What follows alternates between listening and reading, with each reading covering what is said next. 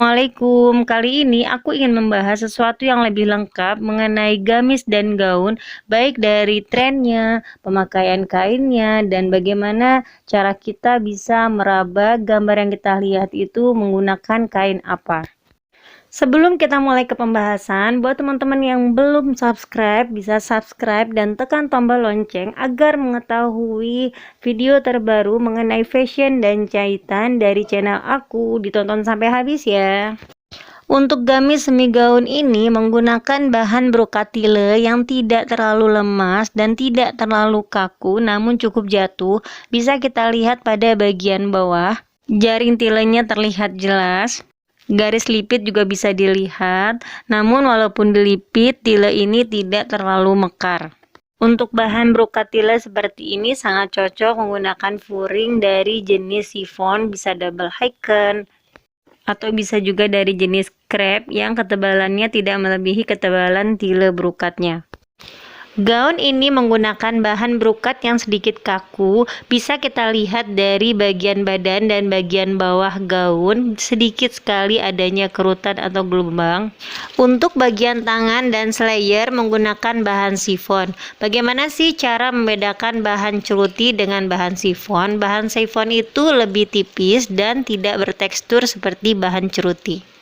Untuk pilihan furingnya sama seperti gambar sebelumnya, karena pada gambar ini pun bagian furing terlihat lebih matte atau redup dibandingkan dengan warna brokatnya. Gaun min ini menggunakan bahan stretch seperti scuba, spandek crepe, atau bahan stretch lainnya yang bisa kita lihat pada bagian atas dari gaun ini. Walaupun dibuat model draperi, gaun ini tetap terlihat pas di badan dan tidak terlalu banyak gelombang pada bagian draperinya. Untuk brokatnya, pilih pula yang sifatnya elastis. Bahan garis hitam putih pada gaun ini juga menggunakan bahan stretch. Bisa kita lihat pada bagian tangan benar-benar mengikuti bentuk tangan, sangat ngepas sekali. Dan untuk bagian bawahnya dari gaun ini menggunakan tile yang sedikit kaku, seperti tile kristal atau tile medium yang dibuat dua lapis sehingga gaun ini sedikit mengembang. Dan untuk bagian bahu menggunakan bahan tile doti. Gaun coklat ini menggunakan bahan sejenis ceruti atau baby doll. Bisa kita lihat sifatnya walaupun tipis namun tidak terlalu menerawang seperti chiffon. Untuk bagian bawah gaun ini dibuat clock dua susun dengan warna yang berbeda yang bisa dilihat dari efek warna yang tidak sama pada bagian roknya. Untuk furingnya kita bisa menggunakan bahan crepe atau Roberto Cavalli atau sejenis satin Dolce atau Gucci. Yang terpenting warnanya itu senada dan tidak terlalu mengkilap.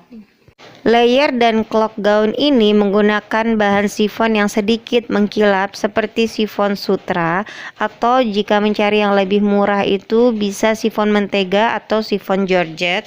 Untuk furingnya bisa dari bahan apa aja, yang penting senada dengan bagian luar dan tidak terlalu tebal.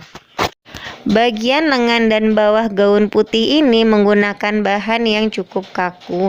Bisa kita lihat dari efek lipitan yang tegas, dan bahan ini cukup tipis namun tidak terlalu menerawang. Bisa aku kira-kira bahwa gaun ini menggunakan bahan sejenis organza. Lalu apa bedanya dengan organdi? Jika organdi itu lebih tipis, lebih menerawang, dan lebih glowing dari bahan organza. Untuk brokatnya pun kita pilih yang sedikit kaku.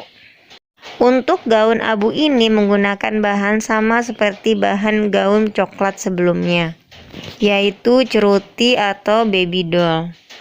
Dan untuk gaun yang terakhir ini menggunakan bahan yang sedikit berat dan jatuh. Bisa kita lihat dari efek tangan dan bagian sisi bajunya. Untuk bahannya bisa kita gunakan wolfish, moss crepe, atau sejenis inma premium. Karena brokatnya akan dibordir, maka pilihlah brokat yang timbul atau agak tebal agar tidak mengkerut saat dibordir. Sekian video dari aku, semoga bermanfaat. Terima kasih sudah menonton. Jangan lupa subscribe, like, dan share.